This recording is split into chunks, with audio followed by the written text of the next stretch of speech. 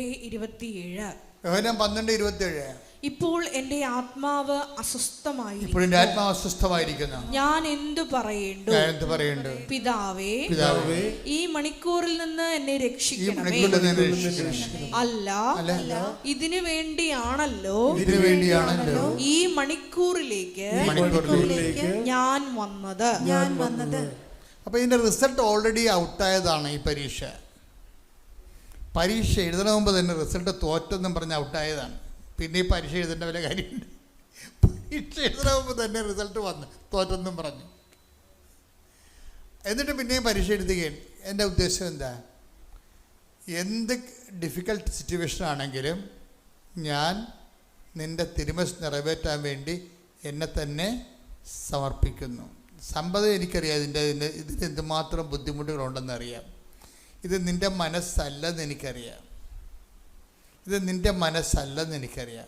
പ്രാർത്ഥിക്കുന്നവർ വെടിപ്പുമേനയോട് പ്രാർത്ഥിക്കാൻ ഉദ്ദേശിക്കുന്നുണ്ടെങ്കിൽ, ദൈവത്തിൻ്റെ പൈതലിനെ പോലെ പ്രാർത്ഥിക്കാൻ ഉദ്ദേശിക്കുന്നുണ്ടെങ്കിൽ, നമ്മുടെ മുന്നിലുള്ള പ്രാർത്ഥനയുടെ മാതൃക ഈശോയുടെ മാതൃക തന്നെയാണ്. എന്താ കാര്യം? പ്രാർത്ഥിക്കുമ്പോൾ തന്നെ നിങ്ങൾ ജാമ്യത്തിലാകണം. ആദ്യമേ ജാമ്യം എടുത്തേക്കണം. എന്താ കാര്യം? ഇത് നടക്കത്തില്ലെങ്കിൽ എനിക്ക് പ്രത്യേകിച്ച് പരിഭവമൊന്നുമില്ലെന്ന് നിങ്ങൾ ട്രാക്ക് ഔട്ട് ആകരുത്. കഴിഞ്ഞ ദിവസങ്ങളിലേ ബോബ്സി പോൾസൺ എന്ന് പറഞ്ഞൊരു മോഡ് സാക്ഷ്യം പറഞ്ഞു. ബോബ്സി പോൾസൺ കുറേ കാര്യങ്ങൾ പറയുന്നുണ്ട്.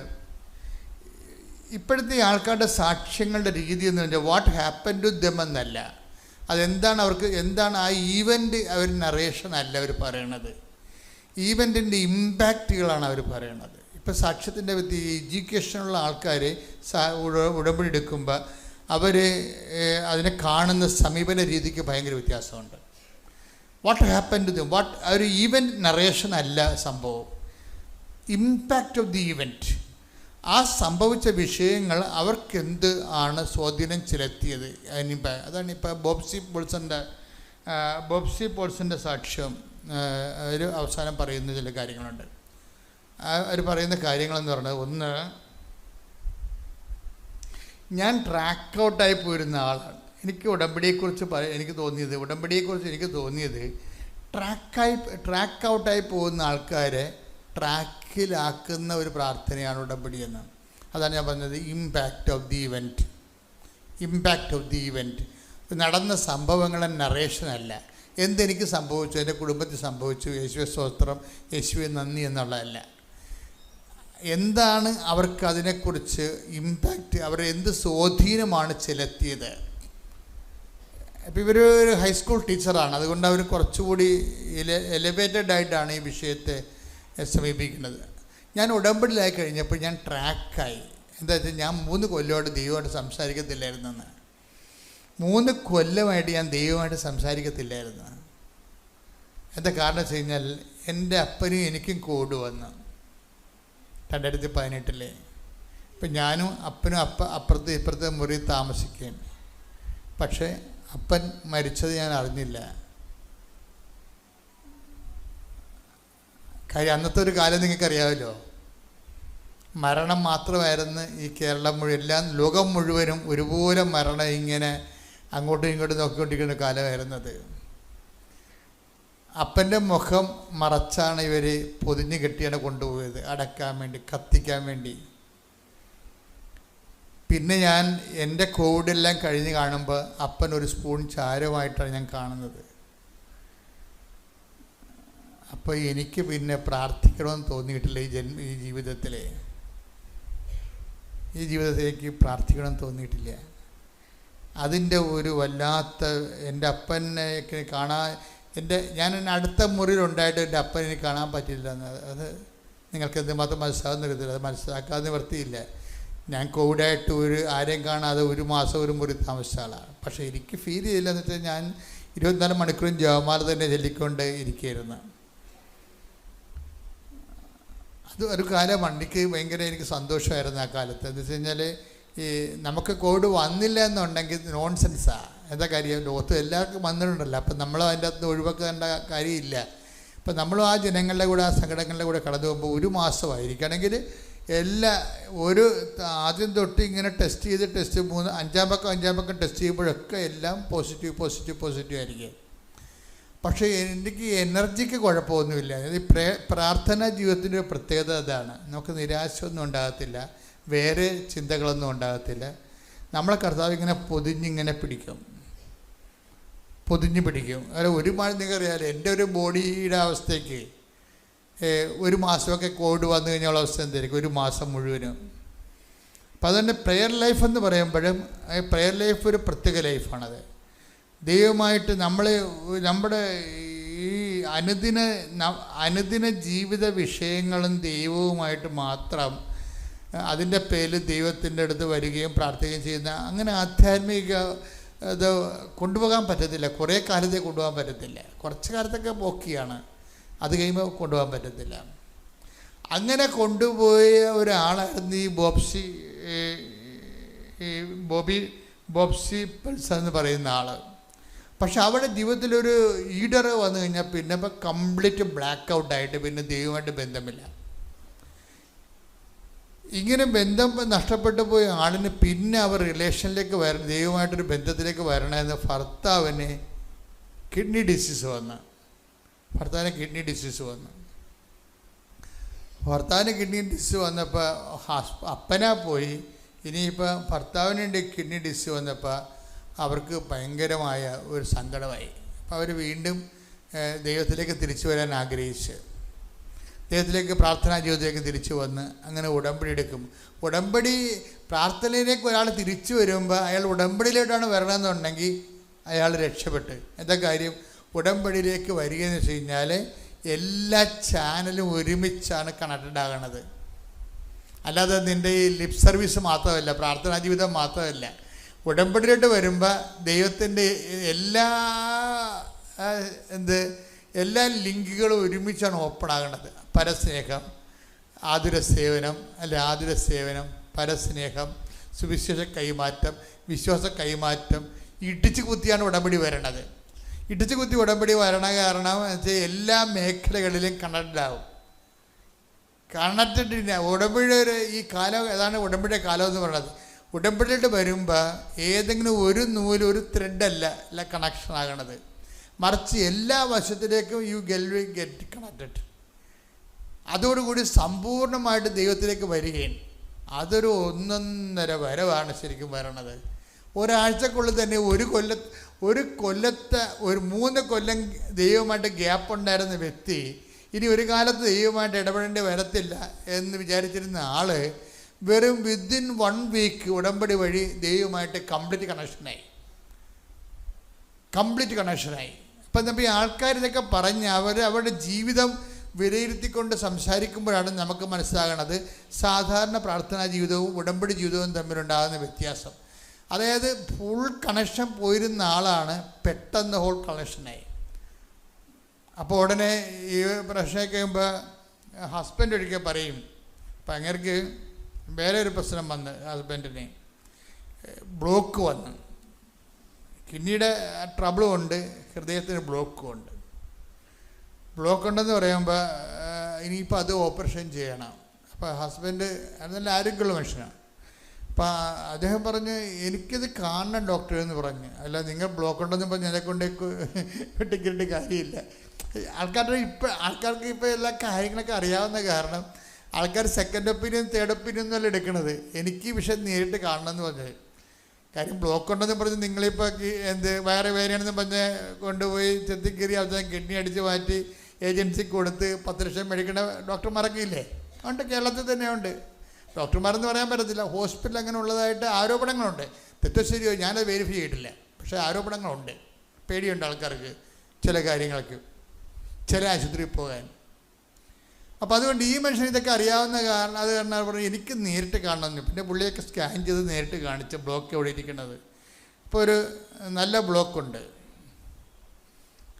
അപ്പോഴേ ഇയാൾക്ക് നല്ല ഹെൽത്തി ഉള്ളതുകൊണ്ട് ബോബ്സിയോട് പറഞ്ഞ് ബോബ്സിയോട് പറഞ്ഞ് ആരോഗ്യമുള്ളതുകൊണ്ട് ഞാൻ പ്രാർത്ഥിക്കുന്നത് ഓപ്പറേഷൻ കഴിഞ്ഞ് ഞാൻ ആരോഗ്യമായിട്ടിരിക്കാനാണ് പ്രാർത്ഥിക്കണമെന്ന് പറഞ്ഞു. ഓപ്പറേഷൻ കഴിഞ്ഞ് ഞാൻ ആരോഗ്യമായിട്ടിരിക്കാനാണ് ഞാൻ പ്രാർത്ഥിക്കണമെന്ന് പറഞ്ഞു എന്ന് ഇയാൾ പറഞ്ഞു. പക്ഷെ എടുത്ത വായിക്കുമ്പോൾ ഇവരെന്താ പറയണത്, ഈ ബോബ്സി എന്താ പറഞ്ഞു വെച്ച് കഴിഞ്ഞാൽ അങ്ങനെയല്ല പ്രാർത്ഥിക്കേണ്ടത്. ഞാൻ വേണ്ടി പ്രാർത്ഥിക്കുകയല്ല, നിങ്ങൾ അങ്ങനെ ആരുകാട്ടി ഇരിക്കും. എന്താ കാര്യം? ഇത് റിലേ ചെയ്തിരിക്കുന്ന ഉടമ്പടിയിലാണ്. അതാണ് വിഷയം. ഞാനും കർത്താവുമായിട്ട് ഉടമ്പടിയിലാണ്. അതുകൊണ്ട് ഉടമ്പടിയിലായിരിക്കത്തുള്ള കാലം ഇതിൻ്റെ കംപ്ലീറ്റ് സെക്യൂരിറ്റി ആരാണ്? ദൈവമാണ് സെക്യൂരിറ്റി. ആ ഒരു ബോധം നമുക്കുണ്ടാകണം. ഉടമ്പടി എടുത്തുകൊണ്ട് പോരുന്നതല്ല ഇപ്പോൾ, അത് മറിച്ച് ഉടമ്പടിയിലാകുമ്പോൾ ഉടമ്പടി ഓരോ അംശങ്ങളിൽ നിന്ന് ശ്രദ്ധിക്കുകയും നിങ്ങൾ ഉടമ്പടിയിലെ നിങ്ങളുടെ വിശദാംശങ്ങളെ ഇവിടെ കാണിക്കുന്നതിൻ്റെ, ഇവിടെ ഒരു ഉടമ്പടി എടുക്കാതെ നേരത്ത് നിങ്ങൾ കാണിക്കുന്നതിൻ്റെ സൂക്ഷ്മതയുടെ ഒരു 50% കൂടി സൂക്ഷ്മത വീട്ടിൽ ചെന്നിട്ട് ഉടമ്പടി ചെയ്യാൻ വേണ്ടി കാണിക്കണം. ഉടമ്പടി ചെയ്യാൻ വേണ്ടി കാണിക്കണം. ശ്രദ്ധിക്കട്ടെ മക്കളെ. സാക്ഷ്യങ്ങളിലൂടെ സംസാരിക്കാൻ നന്ദി പറയുന്നു. വചന വെളിപാടുകൾക്ക് നന്ദി പറയുന്നു. മഹത്വം മഹത്വം, ആരാധന ആരാധന. Hallelujah hallelujah hallelujah. യേശുവേ നന്ദി, യേശുവേ മഹത്വം, യേശുവേ ആരാധന.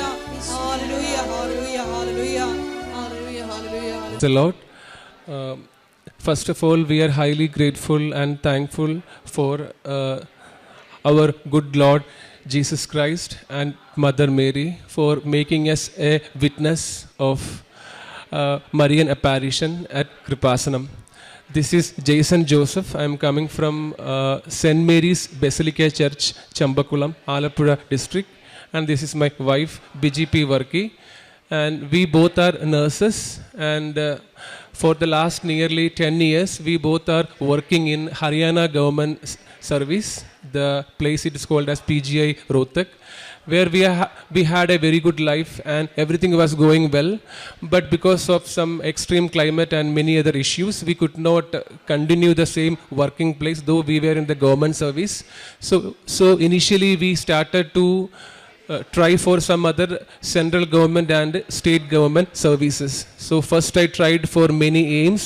2019 December I started my aims and other interviews. So first it was aims Bhopal, then aims Raipur, then aims Nagpur, then aims Bathinda, then aims Deoghad, then aims Mangalagiri, then aims Raebareli, then IMHANS Calicut and Malabar Cancer Center. So many places I worked. I applied everywhere. I used to get shortlisted, and in the interview time I used to get as a wait-listed candidate. So I was highly despondent because I don't want to go to abroad. We want to be in India in a central government service, we both. So but somehow during this journey in 2021 I took my first Udambadi covenant, but it was continuing on and off. But in 2022, because of COVID, my wife got a job in Kerala government service, and the entire family shifted to Kerala. So I was left alone in PGI Rohtak without anyone. So I was highly sad and I don't know how to lead. But every day we continued our prayer in 7:30 and 8 o'clock in the night. Our online prayers in daily prayers we continued. But somehow in 2023, finally, I got job as assistant professor in All India Institute of Medical Science, AIIMS, Bibinagar, Hyderabad. I joined there, and many people may say that I may got the job maybe because of merit. Yeah, not because of the merit. I'm not saying.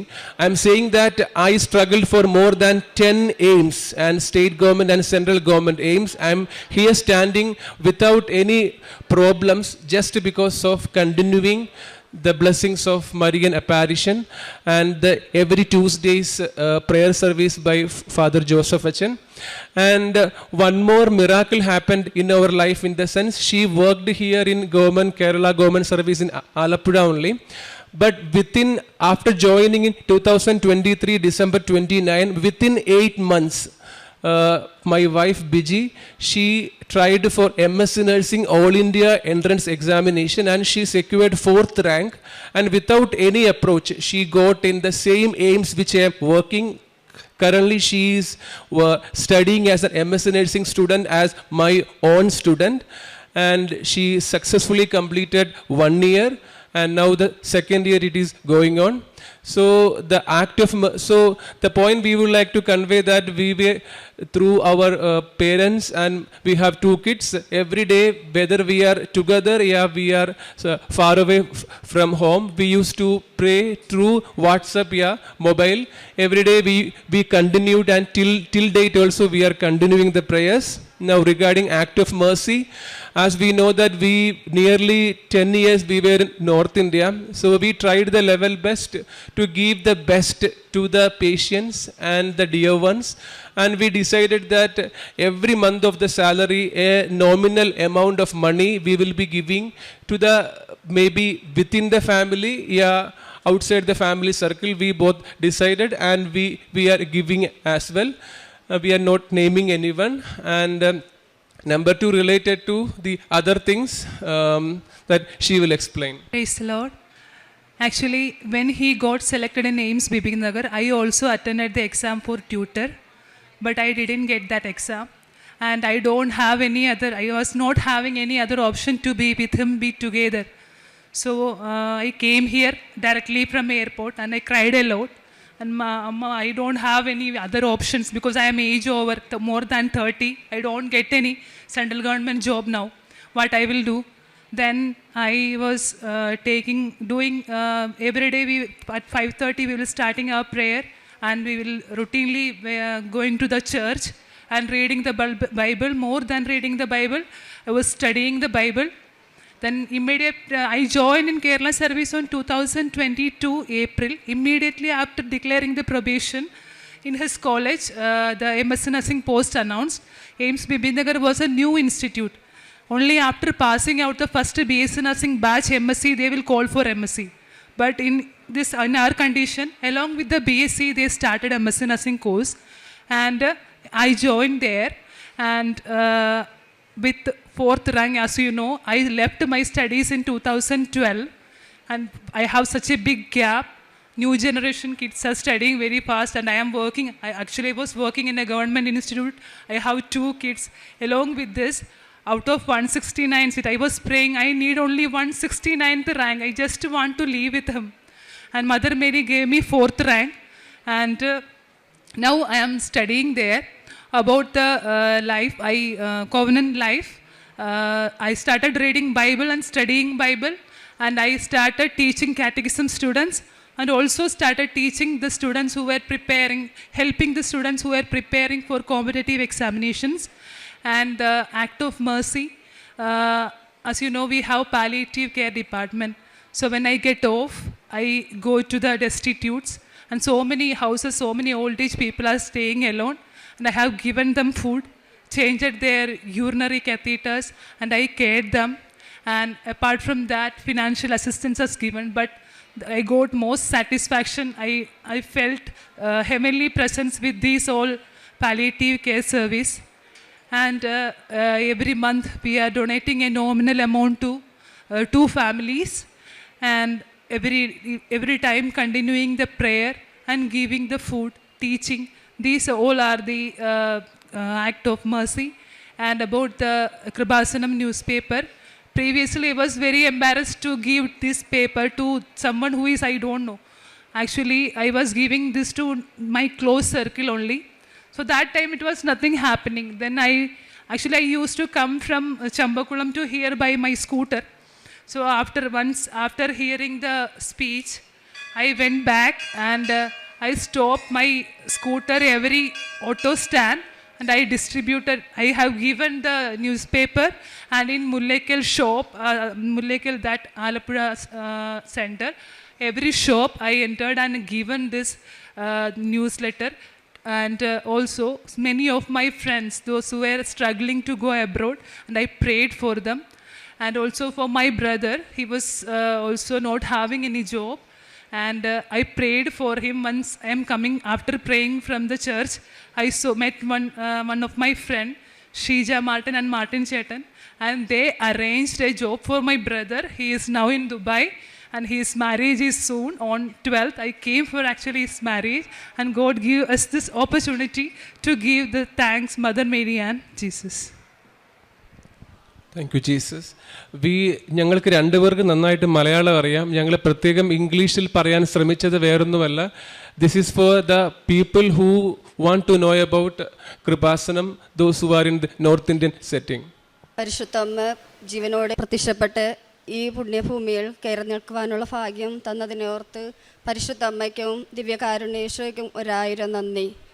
എൻ്റെ പേര് Xavier Susheela. ഞാൻ തിരുവനന്തപുരം കൊച്ചുപള്ളി എന്ന് പറയുന്ന സ്ഥലത്തു നിന്നാണ് വരുന്നത്. ആദ്യമായി ഞാനിവിടെ വന്ന് ഉടമ്പടി എടുത്തത് 2022 മേരി ചേച്ചിയാണ് എന്നെ ഇവിടെ കൊണ്ടുവന്ന് ഉടമ്പടി എടുപ്പിച്ചത്. എൻ്റെ പ്രശ്നങ്ങൾ അറിഞ്ഞിട്ട് നീ ഉടമ്പടി എടുക്കുക, ദൈവം നിന്നെ സഹായിക്കുമെന്ന് പറഞ്ഞ് ഇവിടെ കൊണ്ടുവന്ന് ഉടമ്പടി എടുത്ത് മേരി ചേച്ചിയാണ് എന്നെ ഇവിടെ ആദ്യമായിട്ട് ഇവിടെ കൊണ്ടുവന്നത്. മേരി ചേച്ചിയിലൂടെയാണ് ഞാനിവിടെ വരുന്നത്. ആദ്യമായിട്ട് ഞാൻ 5 നിയോഗമാണ് ഉടമ്പടിയിൽ വെച്ചത്. ആദ്യത്തെ നിയോഗം എനിക്ക് സ്വന്തമായ ഒരു ഭവനം വേണമെന്നാണ്. കാരണം 20 വർഷത്തോളം എൻ്റെ അമ്മയുടെ വീട്ടിലാണ് ഞാനും എൻ്റെ കുടുംബമായിരുന്നത്. അവിടെ വളരെ അധികം പ്രയാസവും ബുദ്ധിമുട്ടും വേദനയോടെയാണ് ഞങ്ങൾ കഴിഞ്ഞിരുന്നത്. ഞങ്ങൾ 6 അംഗങ്ങളാണ്. ഞാനും എൻ്റെ ഭർത്താവും എൻ്റെ 4 കുട്ടികളും എല്ലാവരും ഒരു റൂമിലാണ് കഴിഞ്ഞിരുന്നത്. മക്കൾക്കൊന്ന് തുണി മാറുവാൻ പോലുള്ള അവസരമില്ലാത്ത അവസ്ഥയിലൂടെയാണ് ഞങ്ങൾ കടന്നു പോയത്. പല ആൾക്കാരെയും കണ്ട് പല അപേക്ഷയും കൊടുത്ത് വീടിനുള്ള ലോണ് ചാൻസാക്കി ചോദിച്ചപ്പോൾ ആരും തന്നില്ല. 10-15 അപേക്ഷകളും കൊടുത്ത് കുറേ നാൾ കഴിഞ്ഞ് ചെന്നിറക്കിയപ്പോൾ ഞങ്ങൾക്ക് റേഷൻ കാർഡിൽ പേരില്ല, ഞങ്ങളുടെ അപേക്ഷ കൂടെ കൊടുക്കാൻ പറ്റൂല എന്നൊക്കെ ഉള്ള ഇത് പറഞ്ഞാണ് അവർ ഒഴിവുകൾ പറഞ്ഞത്. അങ്ങനെ എല്ലാ വഴിയും അടഞ്ഞപ്പോഴാണ് ഞാൻ മാതാവിനോട് പ്രാർത്ഥിച്ചു, മാതാവേ എനിക്ക് അമ്മ വഴി എനിക്ക് ഈ കാര്യം എനിക്ക് സാധിച്ചു തരണമേ, ഞാൻ വേറെ ഒന്നും ആഗ്രഹിക്കുന്നില്ല, എനിക്ക് സ്വന്തമായൊരു ഭവനം അത് മാത്രമേ ഉള്ളൂ എൻ്റെ ആഗ്രഹം എന്ന് പറഞ്ഞാണ് ഞാൻ അമ്മയുടെ മുന്നിൽ ഞാൻ വന്ന് പ്രാർത്ഥിച്ചത്.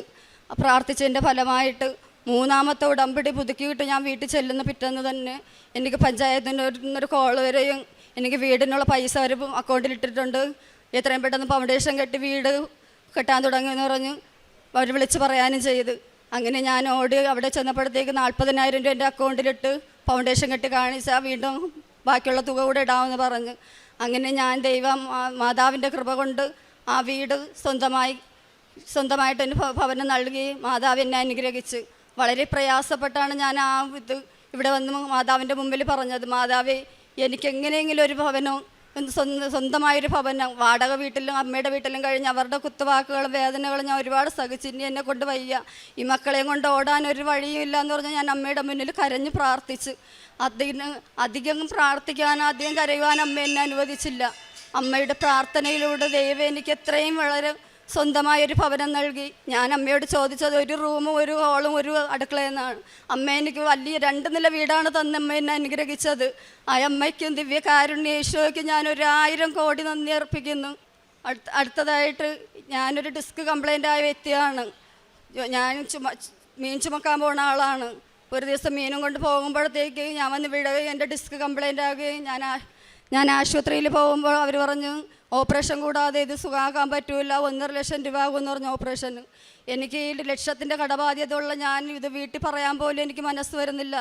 ഈ ലക്ഷങ്ങൾ കടവച്ചുകൊണ്ടിരിക്കുന്നത് ഞാൻ എങ്ങനെ 1.5 ലക്ഷം രൂപ കൊടുത്ത് ഓപ്പറേഷൻ ചെയ്തു എന്ന് പറഞ്ഞുകൊണ്ട് കണ്ണുനീരോടെ മാതാവിനെ വിളിച്ച് പ്രാർത്ഥിച്ചുകൊണ്ടിരുന്നു. ഇവിടെ നിന്ന് ഉടമ്പടി തൈലം കൊണ്ടുപോയതും ഉപ്പും തേനും ഒക്കെ ആയിരുന്നു എൻ്റെ മരുന്ന്.